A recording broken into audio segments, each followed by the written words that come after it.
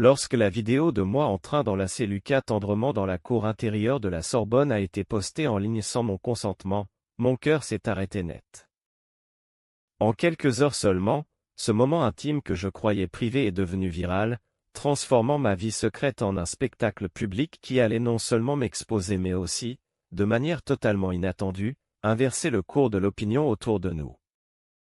J'ai fixé l'écran de mon téléphone, les doigts tremblants, tandis que les commentaires défilaient déjà par milliers sous la publication anonyme. C'est Alexandre Martin. Le gars discret du cours de littérature, écrivait quelqu'un que je ne connaissais même pas.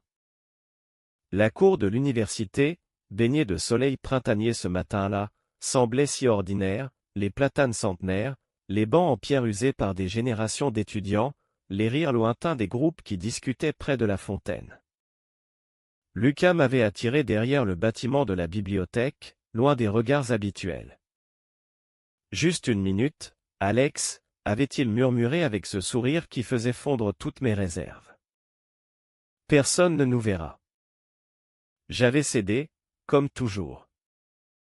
Son étreinte était chaude, protectrice, pleine de cette tendresse que nous cultivions depuis 6 mois dans l'ombre. Pas de baiser passionné, juste un enlacement silencieux, nos fronts qui se touchent, un souffle partagé. Mais quelqu'un avait filmé. La vidéo, d'à peine 20 secondes, montrait tout, mes mains sur son dos, son visage contre mon épaule, ce regard que nous échangions et qui disait tout ce que les mots interdisaient encore. À 21 ans, je n'étais pas prêt. Étudiant en littérature à la Sorbonne, venu de Bordeaux avec mes notes excellentes et mes rêves de devenir professeur, j'avais construit une vie où personne ne posait de questions gênantes.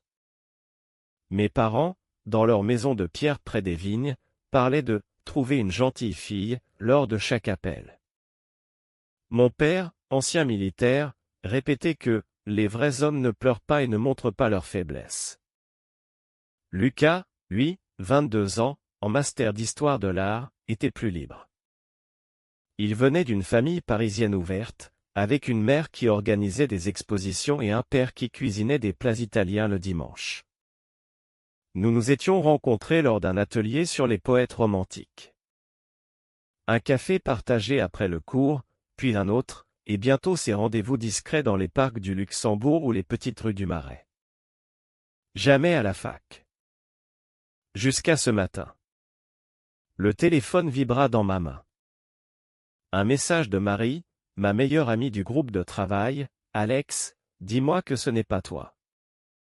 Tout le monde en parle sur le forum de l'université. » Je me suis levé de mon lit dans la petite chambre de la cité universitaire, le cœur battant. Dehors, le ciel de Paris était d'un bleu limpide, mais pour moi, le monde venait de s'assombrir. Je suis sorti en courant, traversant la cour où tout avait commencé. Des regards me suivaient déjà.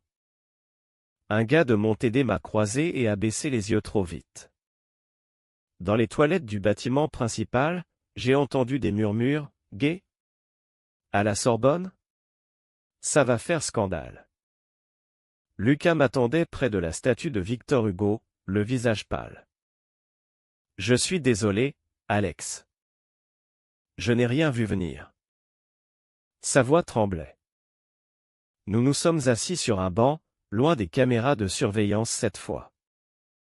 On va gérer ça ensemble, a-t-il promis. Mais je sentais déjà la fissure. Mon secret n'était plus le mien. La vidéo avait été partagée par un compte anonyme, avec la légende « Amour interdit à la fac ». En quelques heures, elle avait atteint 10 000 vues. Je ne savais pas encore que cela n'était que le début d'une tempête qui allait tout balayer, mes certitudes, mes peurs, et finalement, les préjugés des autres. Le soir même, mon père a appelé.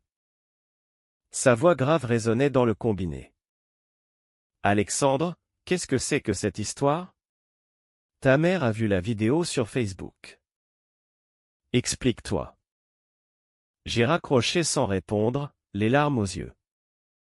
Lucas m'a serré dans ses bras dans ma chambre minuscule, mais cette fois, l'étreinte n'avait plus rien de secret.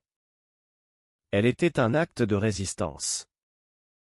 Le lendemain, à la fac, le doyen m'a convoqué. Nous devons parler de l'image de l'établissement, a-t-il dit, mal à l'aise. Des pétitions circulaient déjà sur les réseaux, certains demandaient mon exclusion, d'autres, au contraire, défendaient le droit à l'intimité.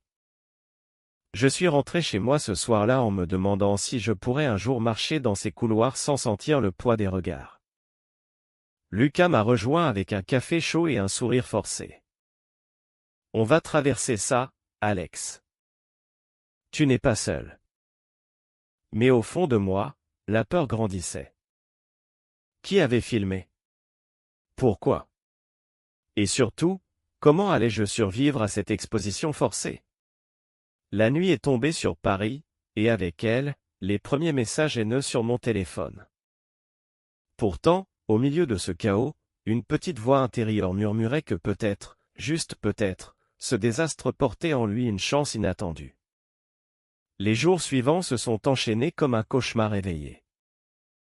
La vidéo continuait de circuler, reprise par des blogs étudiants et même par un site local de Paris qui titrait « Un couple gay surpris à la Sorbonne, tolérance ou provocation ?» J'évitais les amphithéâtres bondés, préférant étudier seul dans la bibliothèque où les livres anciens semblaient être les seuls témoins bienveillants. Lucas, lui, refusait de se cacher. On n'a rien fait de mal, répétait-il en me tenant la main sous la table du café où nous nous réfugions désormais.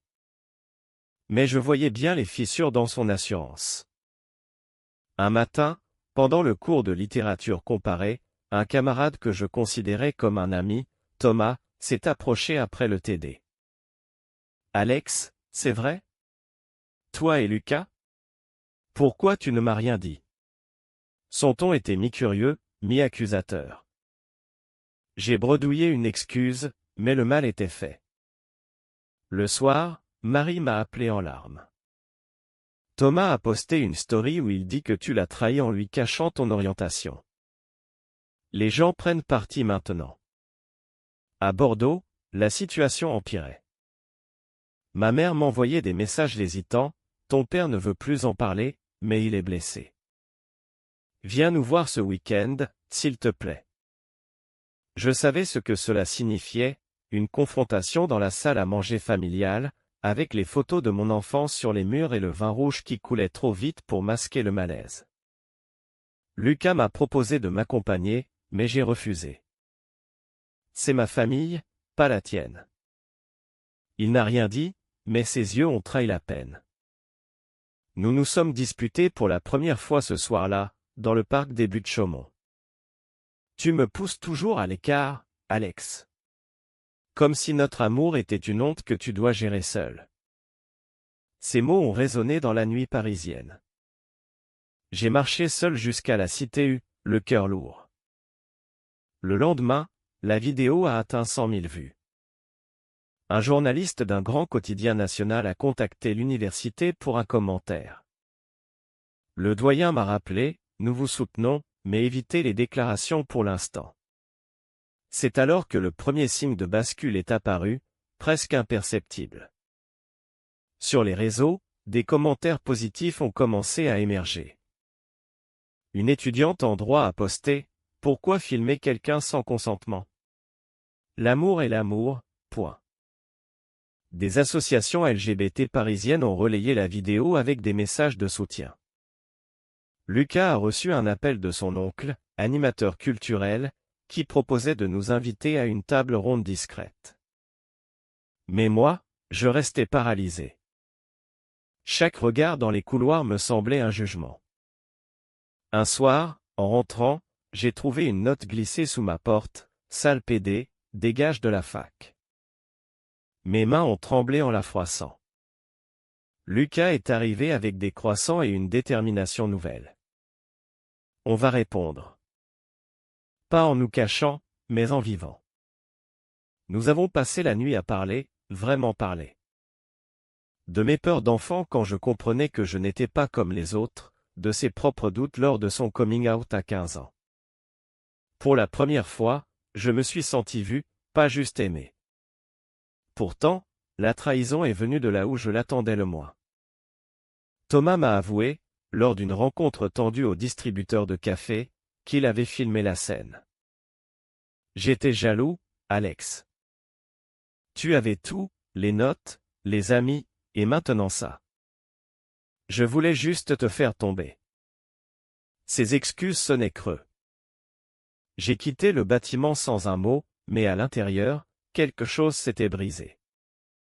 Lucas m'a consolé sur le pont des Arts, au milieu des cadenas d'amoureux. Il n'a pas gagné. Regarde les commentaires, l'opinion commence à changer. Des gens nous défendent. En effet, un thread sur Twitter, sur X, avait recueilli des milliers de likes, soutien à Alexandre et Lucas. La vidéo volée montre juste de l'amour pur. Ma mère a appelé à nouveau, cette fois plus douce. Viens à la maison. On veut comprendre. J'ai accepté. Le train pour Bordeaux partait le samedi. Lucas m'a accompagné à la gare, son baiser rapide sur ma joue un acte de courage. Appelle-moi tous les soirs. Dans le wagon, regardant défiler la campagne française, je me suis demandé si ce voyage serait la fin ou le début d'une nouvelle ère. À Bordeaux, mon père m'attendait sur le quai, le visage fermé mais les yeux moins durs que prévu. On parle à la maison, a-t-il dit simplement.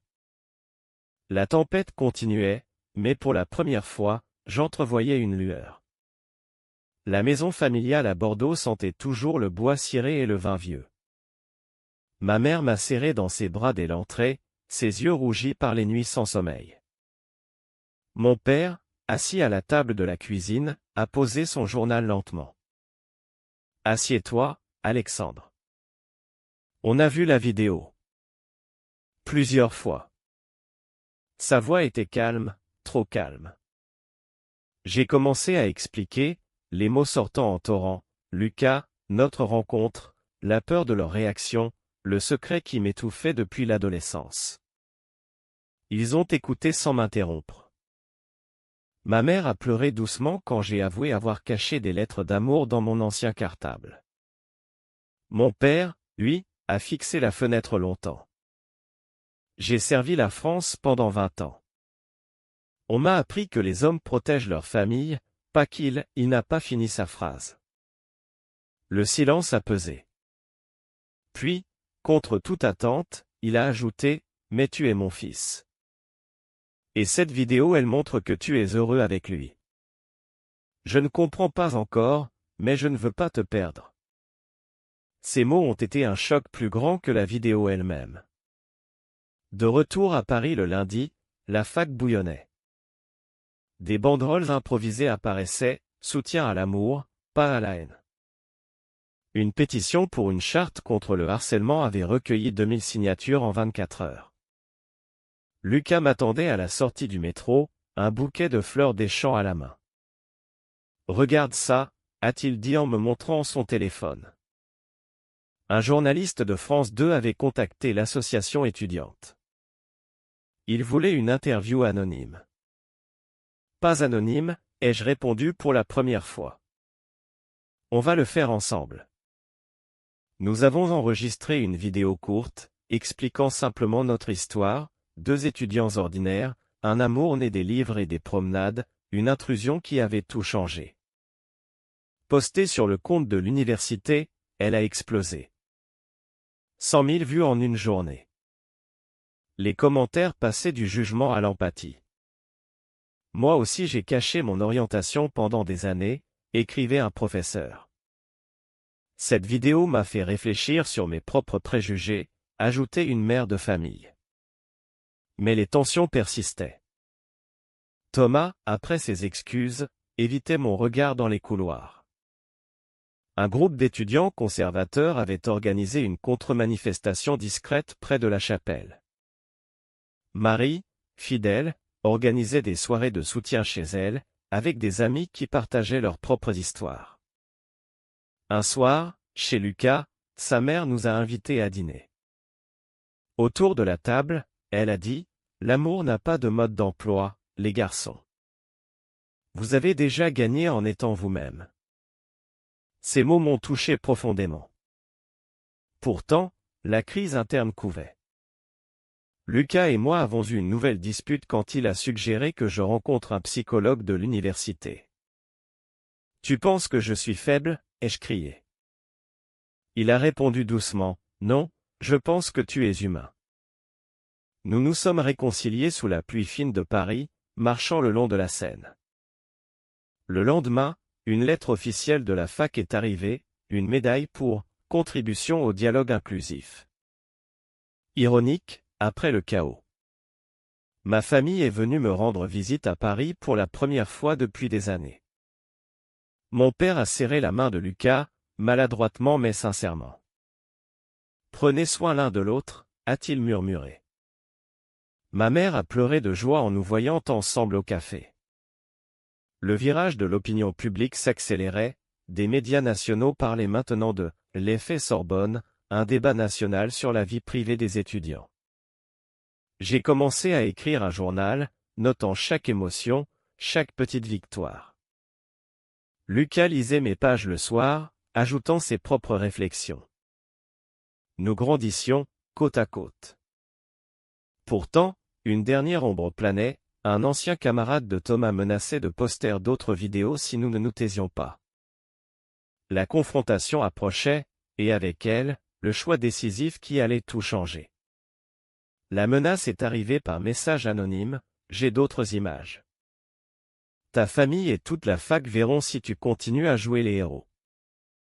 J'ai montré le téléphone à Lucas, le sang glacé.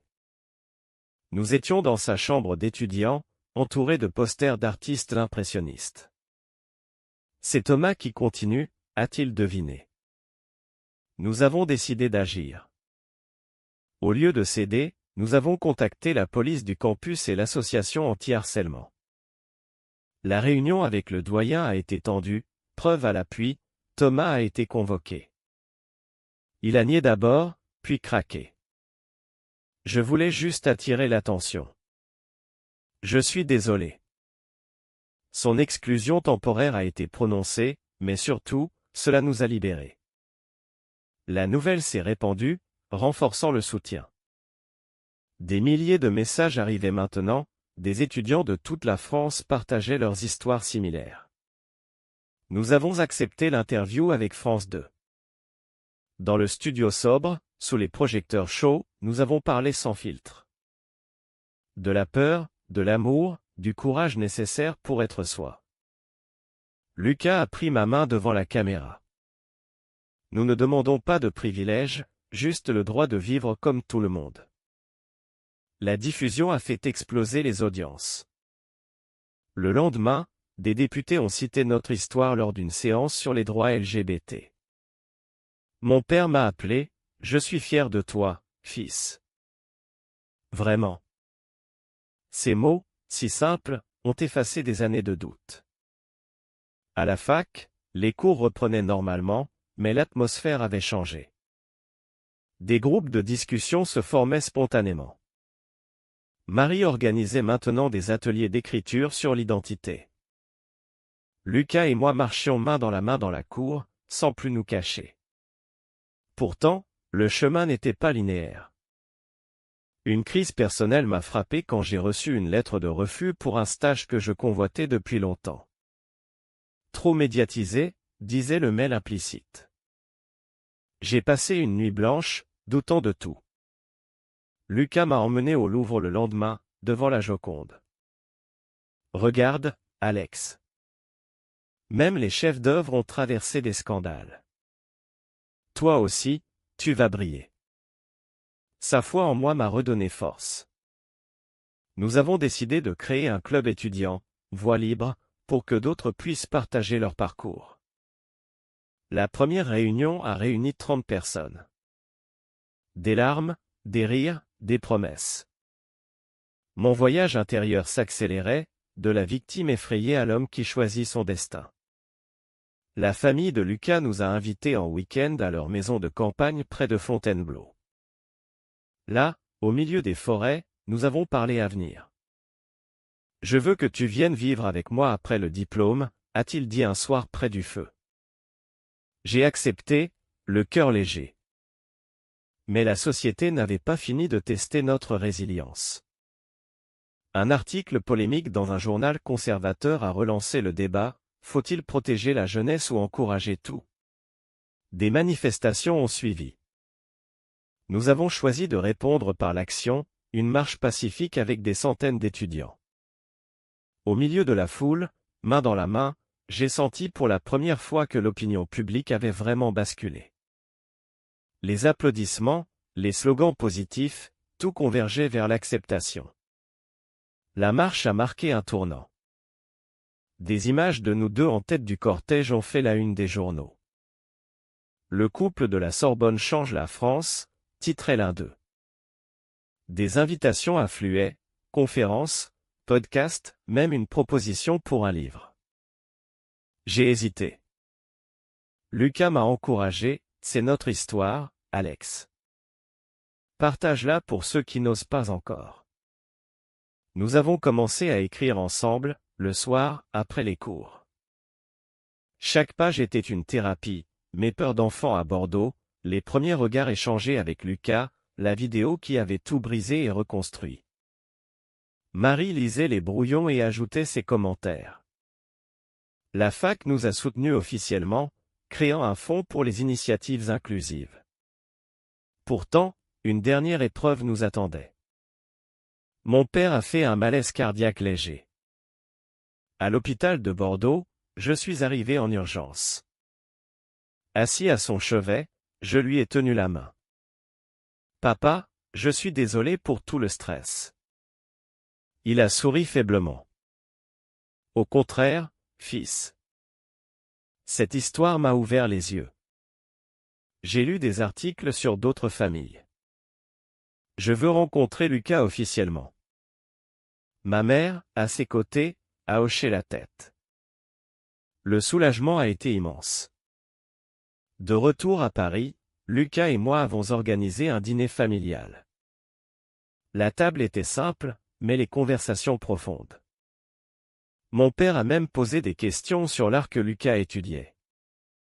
Ce soir-là, en rentrant, nous avons pleuré de joie dans le métro désert. Le club, Voix libre, grandissait.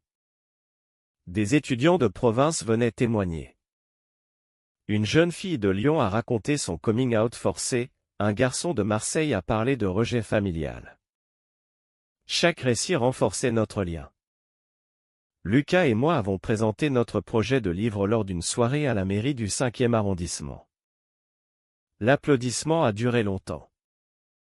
Mais le vrai cadeau est venu d'une lettre inattendue, celle de Thomas, qui, après son exclusion, avait suivi une thérapie et s'excusait sincèrement. J'ai appris de mes erreurs. Merci de m'avoir montré ce que signifie le vrai courage. J'ai répondu avec bienveillance. Le pardon était une nouvelle étape de ma croissance. Nos journées se remplissaient de sens. Cours le matin, club l'après-midi, écriture le soir. Paris, avec ses lumières éternelles, semblait complice. Nous avons visité Versailles un dimanche, main dans la main dans les jardins royaux. Regarde, Alex. Même les rois avaient leurs secrets. Nous vivons au grand jour. La relation s'approfondissait. Plus de silence, seulement des dialogues honnêtes. Ma famille venait maintenant régulièrement. Mon père m'a même aidé à choisir une bague symbolique pour Lucas, pas de mariage officiel encore, mais une promesse. L'opinion publique, elle, avait complètement basculé, des sondages montraient que 70% des Français soutenaient désormais les couples comme le nôtre dans les universités. Nous étions devenus, sans le vouloir, des symboles. Le livre est sorti au printemps suivant. L'étreinte volée a été un succès modeste mais sincère. Les critiques louaient sa franchise humaine. Lors de la signature à la librairie Gibert, des lecteurs nous ont raconté comment notre histoire les avait aidés. Une mère a dit « J'ai compris mon fils grâce à vous ». Lucas et moi nous sommes regardés, émerveillés. La Sorbonne nous a remis un prix spécial pour l'engagement citoyen. Dans l'amphithéâtre Richelieu, devant une salle comble, J'ai pris la parole, ce qui a commencé par une violation est devenu une libération. Merci à tous ceux qui ont choisi l'empathie plutôt que le jugement. Les applaudissements ont résonné longtemps. Aujourd'hui, 1 an après la vidéo, nous vivons ensemble dans un petit appartement près du canal Saint-Martin. Les vignes de Bordeaux et les toits de Paris se mélangent dans nos souvenirs. Ma famille vient souvent, et le club, Voix Libre, est maintenant une association nationale.